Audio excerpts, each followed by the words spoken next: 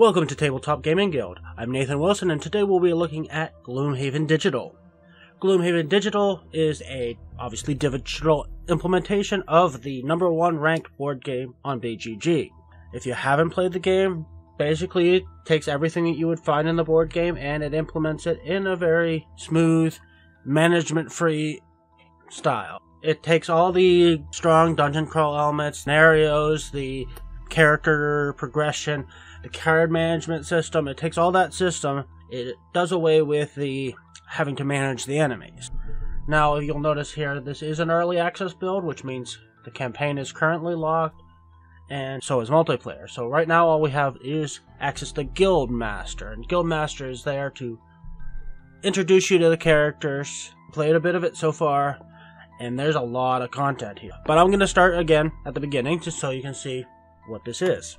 So let's go skip the tutorial and the story intro. Let's just go for the quick start. They're a really good tutorial if you haven't played before, but I've already gone through. Now, we have 6 characters we can choose from. You can choose up to 4 of them, but keep in mind, the more you choose, the more time consuming the game is going to be. You're going to have to spend more time deciding what you're going to do. It's also going to ramp up the monsters in the dungeon based on the number of players. So if you're a single person, I would suggest just sticking with 2 characters. You could do 1, but 2 gives you a nice range of abilities. It gives you the option for a tank character as well as, a faster DPS character. No, none of these characters really follow any pure tropes, so you don't really have a pure tank, you don't have a pure healer. The Brute, he's a bit tanky, but he's also pretty heavy hitter, and he's not terribly slow. It tells you at the bottom of the screen what his strengths, his weaknesses. He's basically great at one-on-one combat, and he can take a fair amount of damage. Scoundrel, I've been enjoying. I've been playing that one, and Scoundrel is a fast-moving character that can target multiple enemies. Crackheart, which is somewhat of a tank role, he can take a lot of damage. He can heal. He has a lot of range. He does have a certain amount of elemental abilities, so elemental abilities can be a little bit more complicated. So if your first time, maybe you want to stick with the pure damage people. Spell Weaver, which is pure magic. This is one of the ones that is slightly more of a trope. It's glass cannon type. Mind Thief influences enemies. He can spawn allies. It's a pretty cool character. That's what I play in the actual board game, so maybe I'll stay away from that, just to try something else. Tinkerer. Tinkerer's the other one I've been wanting to try. He's got a lot of AoE ability, but again, fragile. He's a healer and a damage dealer. But for now, I'll show you just the basic 2, the ones that it does suggest you start with. Okay, so you start with some basic items. Boots help you move faster, healing potions. Okay, so let's get into the actual game. So nothing's unlocked map-wise yet. This has kind of already done my little tutorial missions where it introduced me to the various mercenaries. So let's just go travel and set a trap. The area of merchants' camps is now silent due to its nightly bandit raids. Set a trap and drive the bandits away.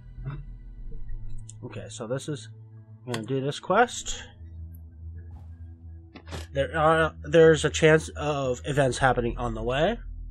Looks like I'm gonna clear this time. Set a trap. You find a large clearing in the copse of... I hate that word. Copse. I never know how to pronounce that properly. But anyways, you find a large clearing among the trees and set it up to look like a normal merchant camp. As night falls, you hear low voices converge on your location as they charge into the clearing. You jump up, ready to teach the bandits a lesson they won't forget. However, you just didn't expect there to be quite so many of them. Let's enter this dungeon.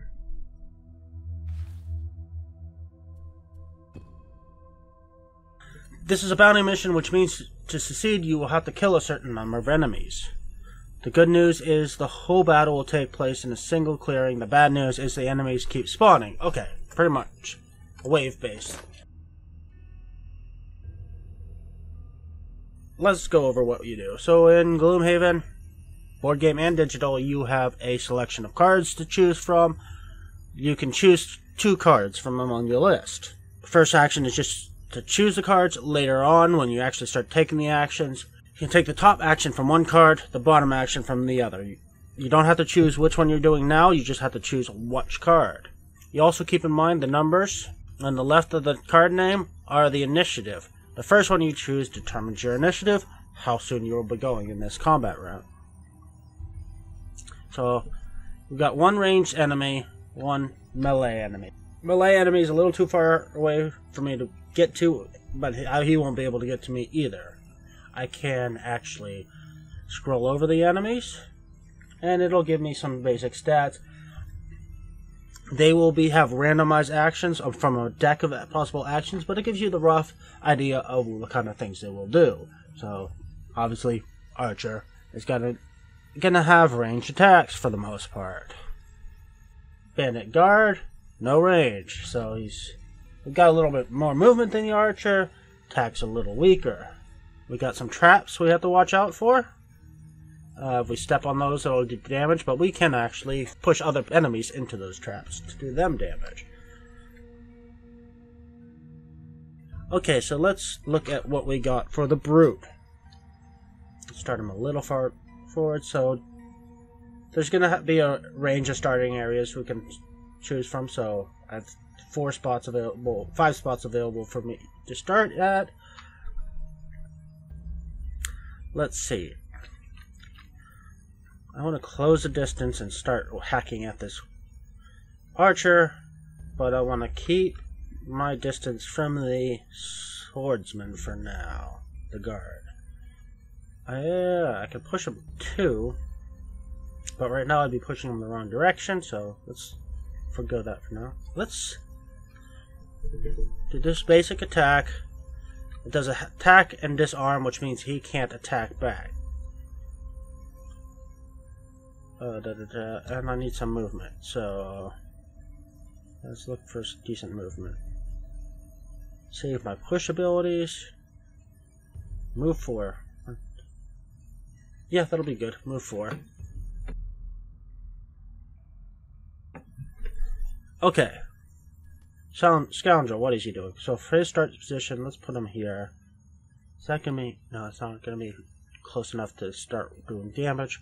But let's go for... If I have him going after, let's go... Ooh, that's... Ooh, but I'm out of range. If I was in range, that'd be nice. I could pull him 2 spaces into a trap. See, range... But the range is only 3, so I can't reach. So I want some movement, and... If I go after my Brute, I can take advantage of this ability, which allows me to do extra damage if I'm adjacent to... if the enemy is adjacent to another ally. So, I need my movement to be greater than 10, but I also don't want it... Well, he's going to be disarmed, so it's not going to matter. So I can actually do a very low initiative with him, and then do this ability. So I got initiative 10, initiative 60. Okay. This should work out pretty well. So he's moving 4.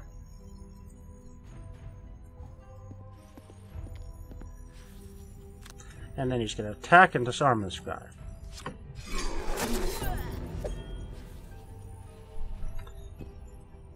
So he gets a move, but he's disarmed, so he can't actually attack. So there's other things he could do, but it's based on what cards he drew. And his card he drew was just a move and attack.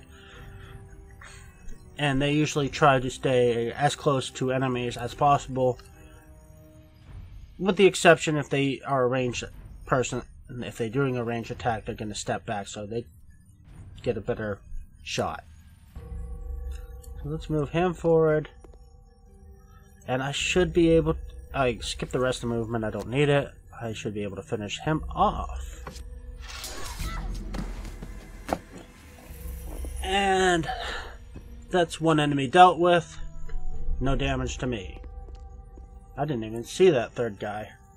Okay, the more guys spawning.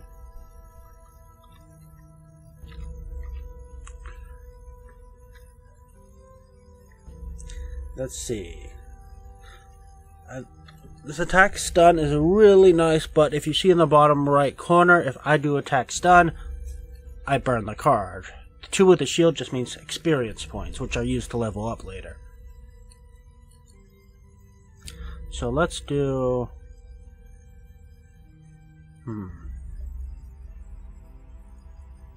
I can move push.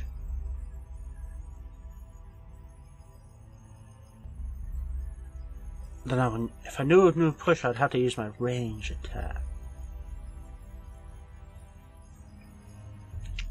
Ah, attack push. So I'm gonna...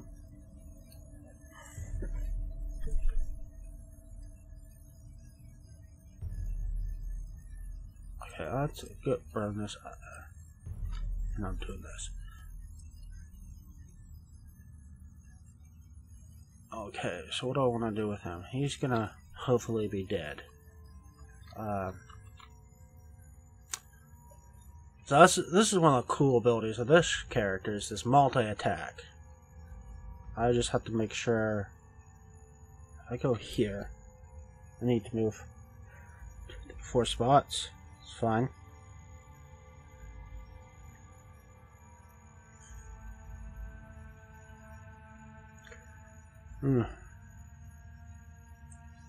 Use this one.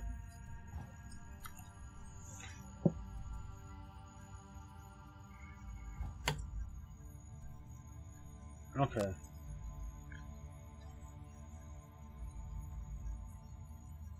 Oh, I only moved 3. That was dumb. Well, I can hit both of those. Whatever. It's fine. How much are they moving? They're moving 3. So he will get to hit me, but oh well. Skip the poison. Poison would give me an advantage when I'm hitting them. When they're poisoned. Okay, so I hit both of them. Brute should easily be able to finish this guy off. So I'm going to use this bottom action here, but I'm going to use the basic bottom action. So instead of the heal 2, I can just use it as a move 2.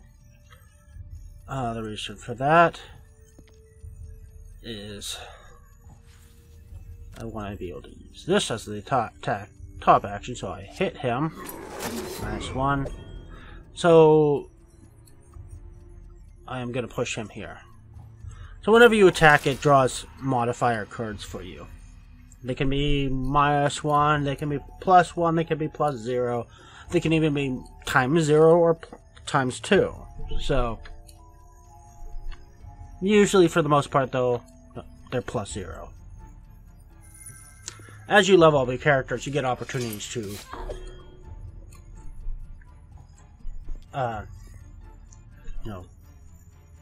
go through your deck and get rid of some of those, your attack modifiers, and get rid of some of the bad ones. Or add some nice stuff to it. So I took a little damage, but that's no big deal yet. Move. He's got to move a fair distance. He might need to do Spear Dagger for his range, so he has a range attack, because he's not going to make it to these enemies. And the move 3.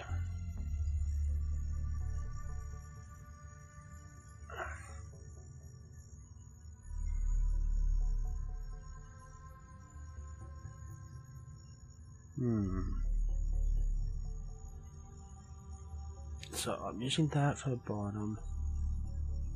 Ooh, no, maybe I'll use this for the bottom action. So I pull this guy into one of these guys in the trap, and I can do an attack with the top. Yeah, fine. He's gonna take a little damage, but he can take it.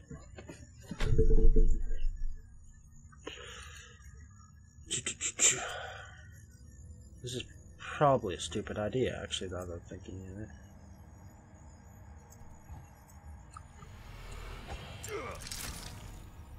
Oh well, I should be able to kill this guy.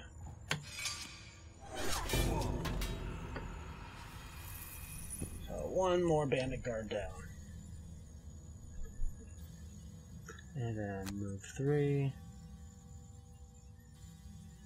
And jump so I can ignore the obstacles in the way. Oh.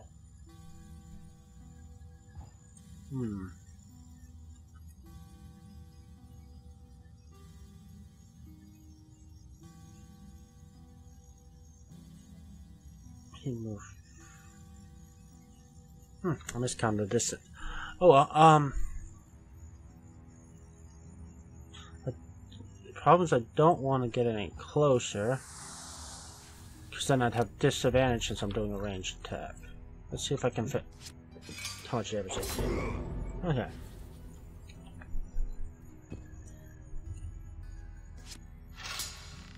Hopefully I'm not going through this too fast. So I took damage. I still have 10 health, so I can just take the damage. I could choose to burn a card to avoid the damage, but that's usually not a good idea. That's a desperation move.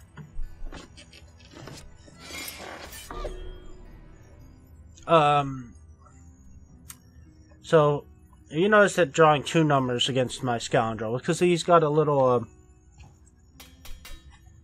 he's got leather armor, which gives them a disadvantage against attacking him. Which is unfortunate, because that guy had a ×2 that he drew. Okay, so they just cast a spell on themselves to buff them, which they get strength, which I believe is advantage on their attacks. Okay, so now I'm pretty well surrounded. Well, fortunately, the brute is pretty good at handling being surrounded. Which one? I think. Yep. I think I'm going to do this one and this one. Well, I'll do it the other order. So, Sweeping Blow and Trample. So, Sweeping Blow allows me to attack 3 adjacent targets. Trample lets me, if I look at the bottom action, it allows me to move 4, but any character I move through takes 2 attack. Okay. What's he doing? Okay, I'm using this for the bottom attack. And I can use that.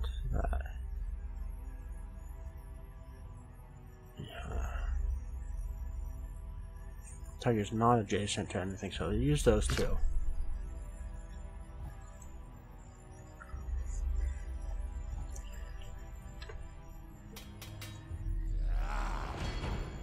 Shields, ugh.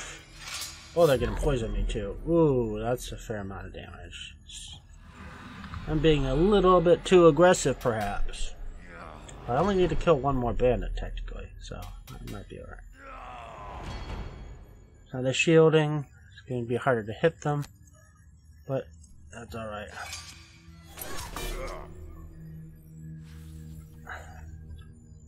So I'm going to move him over here. What I'm going to do is I'm going to move him here, actually. What is this archer doing? Move 2 and attack or range 3. So 1, 2. No, I need to move him away from...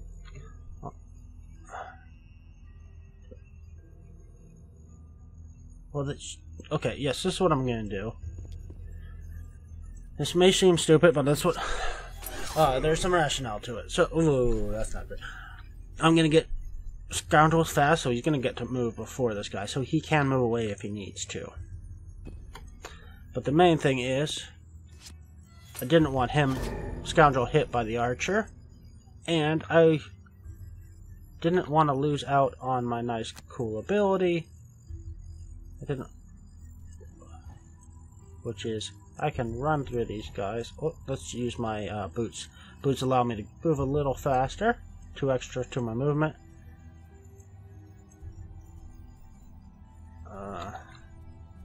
do waypoint. Let's end here. So I'm moving through these guys. Probably will kill them both. So that means I don't need the sweeping attack. So sweeping attack is the same as my basic attack. Actually, so it doesn't really make a difference which one I use. Ooh, ×2. Nice. So I only got 2 cards left.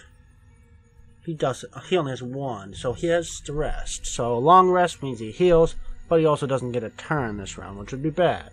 Short rest means I don't heal, but I get to do my full turn. Any rest you use, you have to burn a card. Short rest, randomly choose, but you can take a damage to re-choose randomly. Long rest lets you just choose for yourself what card to burn. So I want to do some serious damage to these guys.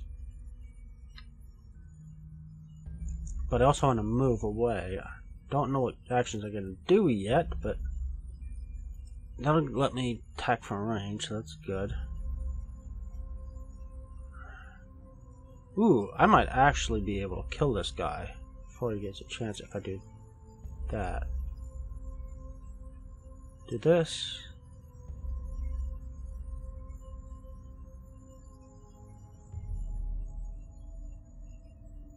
And that. And if I'm lucky, if I get +0 each time, he's dead. The next brute has already done his thing. So what are they doing? Shield and retaliate. Phew, that's not good, but at least I'm moving before they get a chance. They're not going to attack, so that's important too. The archer will move and attack though. Okay, so this guy first. So he's attacking this guy for 3. He hasn't cast his shield and retaliate yet, so that's fortunate. I'm getting attack of 3, and I get an experience point. Oh, ×0. Bad luck. But I had luck of draw with what they drew, so that's fine. Okay. Do I have a trap down here to push them into? No, I don't. I can stun.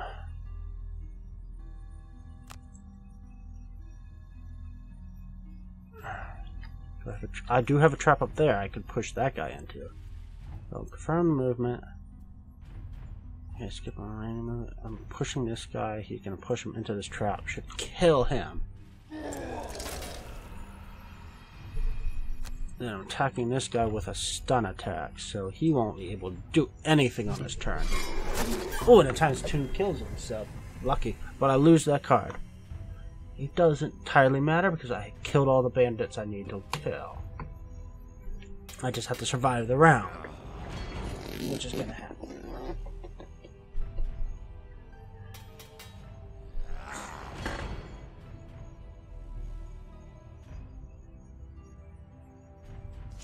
With archers, that's a lot of damage.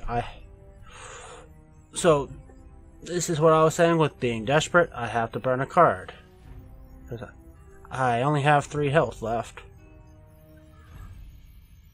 But again, it's not really going to matter because I've completed the scenario. All I had to do is survive the round. So I have to burn 1 available card, which is going to be Smoke Bomb.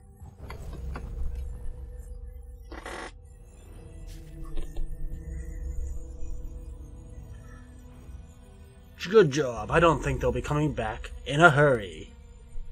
Whatever. Okay, and it gives you... There's different goals that you can achieve. If I do 20 more damage, I'll unlock this. And they give you gold. They unlock locations sometimes or story elements. So they're pretty cool. So quest complete.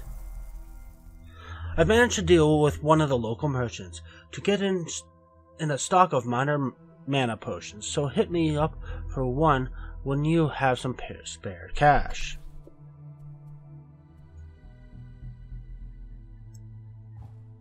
Yeah, let's try this one. Hello, man. Show you something a little different. Okay, the path leads you to a narrow passage between two rocky outcrops. You are about to make your way through when several hooded figures suddenly step out from behind the rocks. Halt! The largest of the men steps towards you. There's a toll here. The man grunts. If you want to pass, you gotta pay. You notice several others have emerged from the rocks behind you. You are surrounded. Well, so we can pay the toll? Which we currently don't have enough gold in our inventory to do that. We can choose to fight them, or we can try to flee, which I'm not going to flee, and Inox agrees with me and won't let me flee. So, I'd only have the choice to fight, but that's what I would do regardless, because I'm not going to pay no bandits. So, without hesitation, you track down the bandit leaders before his goons can close in on you. Several hacks and slash later, all the bandits lie dead on the ground. You take the coin purse from the bandit leader's belt and continue through the passage. I got 11 gold. That was a encounter on the path. The encounters in the board game work the same way. You get a card, you read the text, you make a decision, you flip it over, read what happens. Sometimes in the board game, those get shuffled back in, or shuffle in another card that will have effects later. I'm assuming that does happen in this digital version, but that's, behind the scenes. It's nothing visibly shown. So we continue on the path and get to the Hollow Man. As you get closer to the village of Bloodford, you pass through a steadily more boggy terrain. The ground sucks at every step and away from the path. Pools release foul-smelling bubbles, the stink turning your stomach. The rot is at its worst from the ruined structure of the southern path. You grimly head towards it, not expecting this encounter to be pleasant. Well, the stench can only mean one thing. Living corpses. They are big and hit hard, but boy are they slow. Oh, they also have fondness for vomiting. Keep on your toes and hit them from a range, and you should be fine. Okay, so these are slow moving and dumb. Skeletons move a little faster, but don't do a lot of damage. So, I have some choices here. I may allow them to approach. I may intentionally take lower initiative actions. So, I am moving and attacking with my top action, and I can do my attack with my bottom action. So that way, even if they don't move, I can still attack. If they don't approach. I think I want to do my sweeping blow, and use my trample while they're all clustered. Let's see what they do. Got pretty low initiative, but they're still lower than me. My trample's not going to be very effective. Well, we'll see.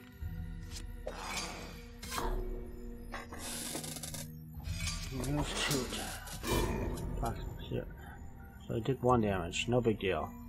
+1, he can take it. Okay, so let's attack and do that. Oops. Ah. Bad luck. Just use the basic attack. I don't need to move.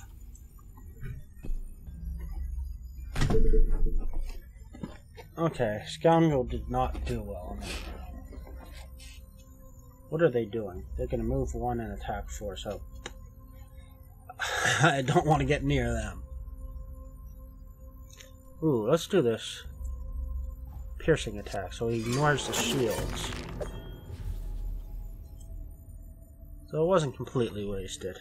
So I initially had planned to use the bottom action here, but because of the way the actions that the enemy took, it became no longer the best action. I'm just gonna do a basic move. Start moving slightly towards the door, but keep my distance from the big guys. I do eventually have to kill them, but they're doing a pretty heavy attack this round. Okay, so what am I going to choose this time?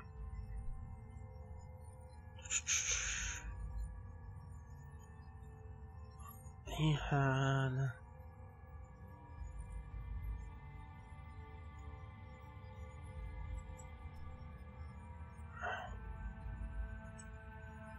Leaping Cleave.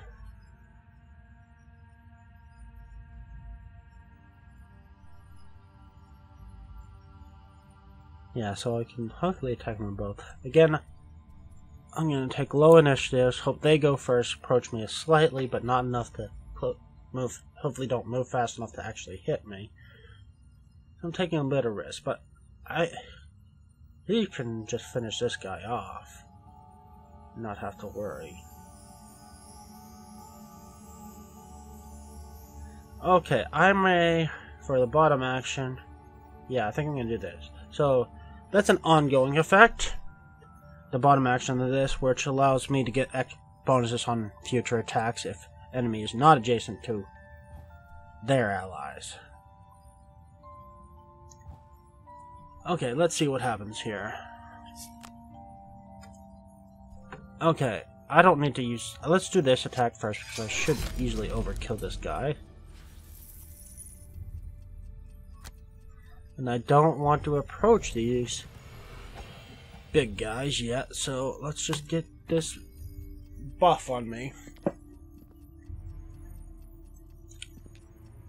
Okay, see what are they doing? I should have looked before I took my actual turn, but... Okay, again, they're only moving one. They would have had attack of 4, but fortunately they're out of reach. But I can take advantage. I don't need the 4 move. I hate to waste it. Oh. It's fine. I'm just gonna go here. Get movement. He's standing on gold, so then I can attack them both with this Leaping Cleave. So I get attack for 3. I get attack 2 targets, so I'm the gray spot and they are the reds. And I get an experience for effective attack. Ooh, ×2, that is good.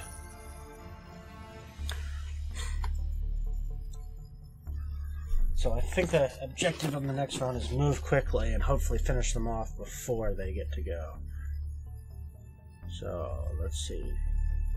I'll disarm the strong one. I'm going to do this bottom action to do second attack. And I'll use him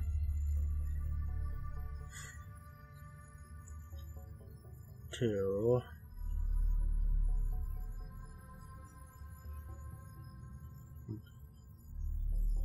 Needs to move more than 3 though.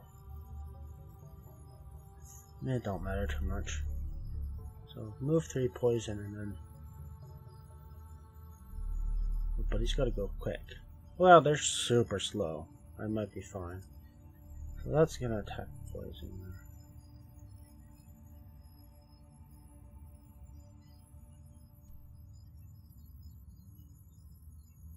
Whatever, I'll use that one. Okay. Use that.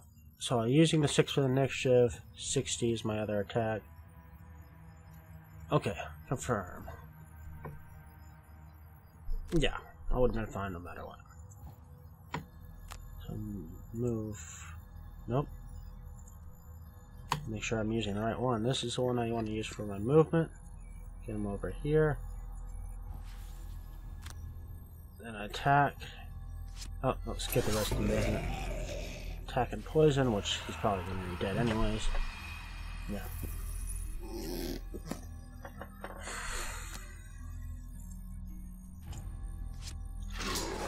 Okay, attack.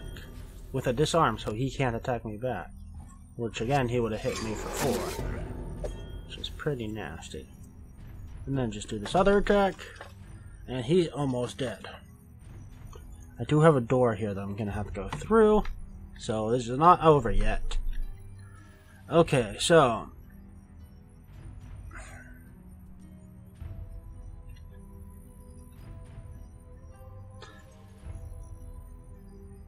what I'm gonna do...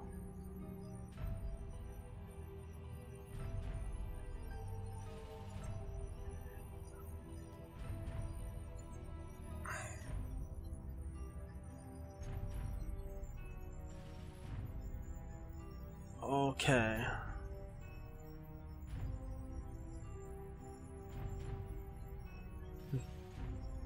Thinning down my options a little bit. I'll just do this regular attack and push, whatever. I need to start moving towards this door. I could pick up this gold on the long way, but don't worry too much about the gold part.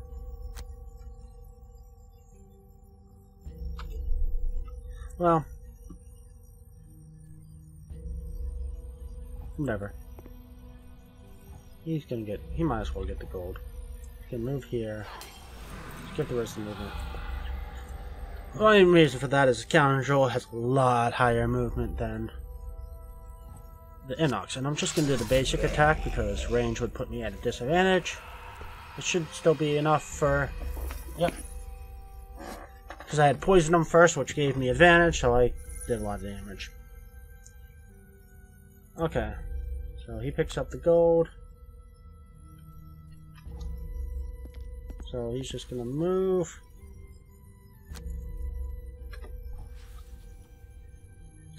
Okay, attack, but I'm going to skip the attack because there's nothing to attack. It's the end of the round. So, there's nothing in the area to attack me, so it's safe for me to do a long rest. And we get to see what long rests do. So, Brute's long rest. I don't get a turn, I just have to pick a card to get rid of.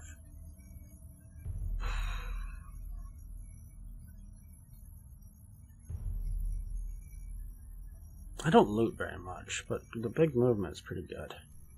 This big attack, I never use this big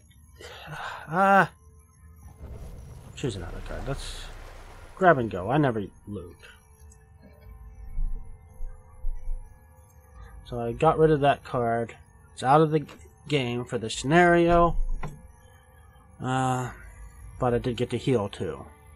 Same thing for the...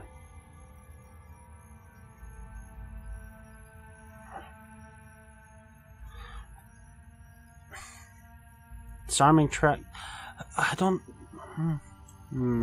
Healing I don't do a whole lot. Which I probably should, but these early levels I'm not too worried about it. So I'll get rid of the healing card. Okay, so now what? Now I have to work for the start moving through this door. So I don't know where things are going to be in this door. So I will do ranged. My only ranged attack for Inox is the Spare Dagger, and then I want my fastest move that I don't have to burn, which unfortunately is the card I get rid of, but that's alright. I'll get a 3 movement, and hopefully there's something I can hit on the other side of that door. So I want my fastest move with him as well. Backstab. And let's go for my multi-target ranged attack. So let's do 6. So I will open the door. Ooh, okay. So they're fairly far away. The smell is worse in here. There's even more of them. Okay, fine. Okay, that means nothing's in my range. Fine. It's a good and bad thing. I don't get to attack this turn with either of my characters, but neither do they. Okay. You notice they got initiatives as soon as I went in the room, so if they had a lower initiative, they would have went right after that character had finished their move. So I'm just going to go to 3. Still nothing in range. So skip attack. And turn.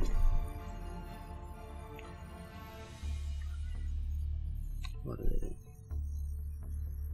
And they didn't even move? Okay.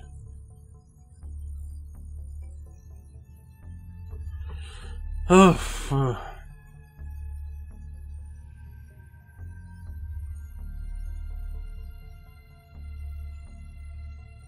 This is the last room, though. I don't see any doors.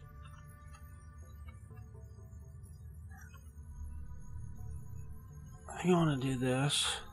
Let's go for low initiative. Let's let them approach me. So hopefully that'll get them in range.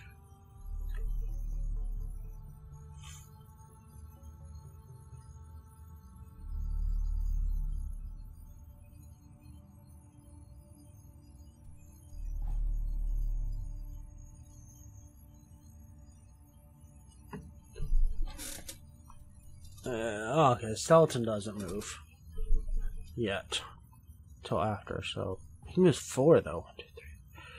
He's actually gonna be getting close enough to hit me. Wow, that's surprising. Wow, that's an elite.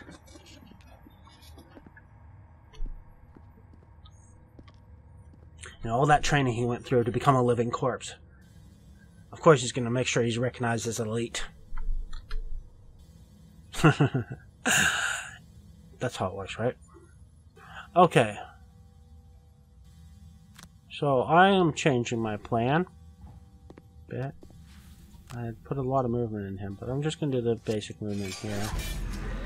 I didn't think I'd actually get a 2 attack. Okay, so I did a bit of damage to him. He's already done his move for this turn, so next turn I just got to make sure I'm doing a fast movement. Okay, so... Okay, move 3. Confirm. Oh yeah, it's not gonna matter. I'm gonna skip the push because I want to still be able to attack him and finish him off.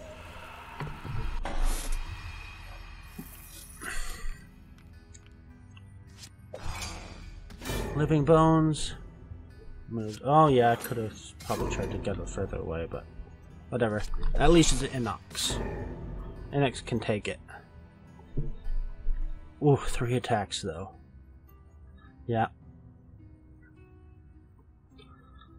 Okay. Let's disarm him.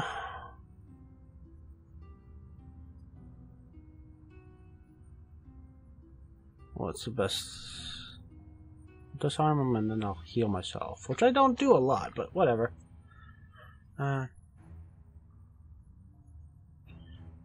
This one's good with my ally right adjacent. And actually I can pull him over to me.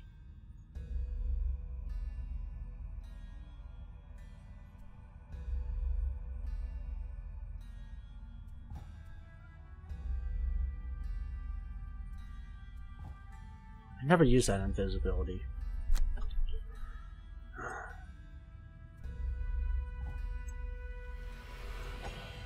So pull him here. That gets him in range of attack and keeps me distance from the nasty guy. Whoa, that was a nice hit. I was not expecting that. What are these guys doing? Move 1, attack 3, move 1, attack 4.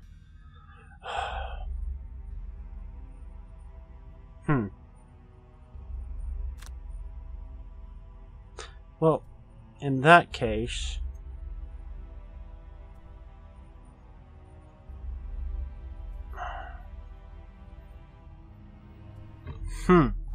Like, if I didn't disarm one of them... do I want to use my... Yeah, I'll use my boots. Go a little further. Because this guy is not going to be moving enough to hit me. Skip the rest of the movement. Attack and disarm. So, I am not going to get hit back. So, you gotta react a lot in this. It's like, you plan things out, but your plans change. Based on what comes up. So,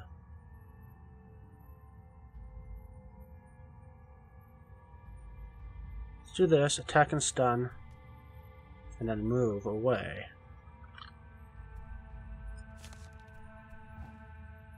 So I'm gonna have to do another short rest with this guy.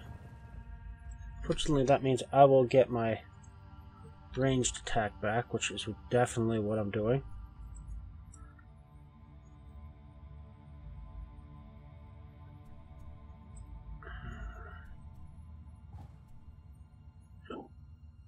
Go on to, yeah.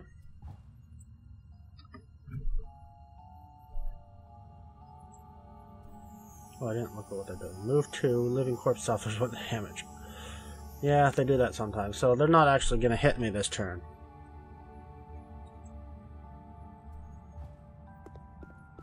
That was foolish. I should have moved him further. Because I'm not properly utilizing this range. Okay. Ooh, and mine is 2 anyways. Okay, so let's... Well, there's no need to stun him then. Since they're just moving, what I'm going to do instead, I'm going to move here. And then I'm going to do the double attack. Hit them both.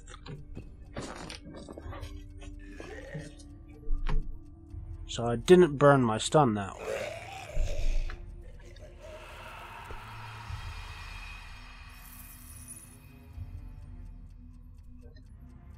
One of the living corpse just fell apart on its own. Not the most glorious way to kill an opponent, but it works. Okay, short rest with the brute. I hate to lose this one, but I don't want to take a damage, and it doesn't matter that much because I'm going to start wailing on this guy. I'll disarm him so he can't attack me back, and then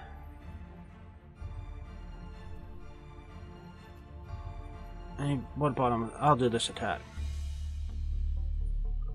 And my scoundrel, take advantage of the fact that he's... Let's do my backstab. That's one particularly nasty. Get +2 when target is adjacent to an ally, one of my allies, and then +2 if it's not adjacent to one of theirs. So I just got to get him 3 spaces though, which is going to be that card.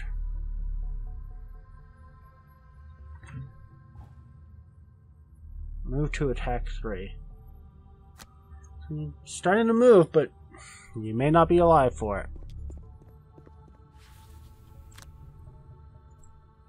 I'll do some serious damage this turn. Burning this card. 9 damage. All those bonuses. Plus the bonus I have from my ongoing ability. And with a +0, I still got 9 damage. Okay, so the round's over, but since I still have movement left, it just gives me an opportunity to go and move and pick up some loot. No! Oh, yeah, no, that's fine. Okay, skip the remaining of the movement. Skip the attack. And Brute's turn. He's on loot. I get a little loot. The last of the undead falls to the floor, and the curse on this place is lifted. So that's second scenario that I've done for you. That's probably pretty good for now. Let's see. Claim rewards. 4 XP. Glad you made it through okay. The trade route is already back in action. I should have some stun powder in stock when we return. We should get other trade route requests in now so we can keep expanding the network. Before you start, go have a bath for everyone's sake. Ha ha ha ha. Well, that's it for me in Gloomhaven for today. Hopefully this introduced you to how it's played.